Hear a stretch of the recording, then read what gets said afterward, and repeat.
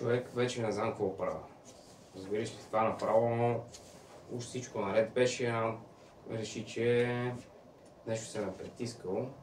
Иска са. Не мога да разбера вече. Какво да правя? Човек гледа много интересно тук пише. Какво реално искаме? Какво иска жената? Да се чувства в безопасност, да бъде себе си, да бъде чута дори когато емоциите си хаотични, да усети, че присъствието има стойност. И тук даже пишех за мъжа.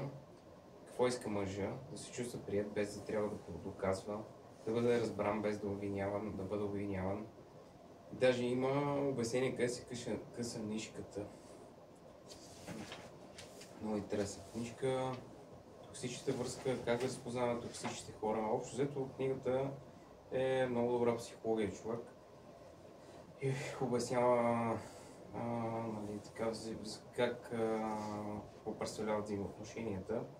Според мен би била полезна и на хора в връзки, както и такива, които нямат все още. Така че... Как се казва книгата? Книгата се казва, когато тя и той се разминава. Аз си я взема. Ако искаш да влезнеш под повърхността на връзките и взаимоотношенията и да получиш отговор на въпроси, които те тързават, поръчай книгата сега на цена от 29,99.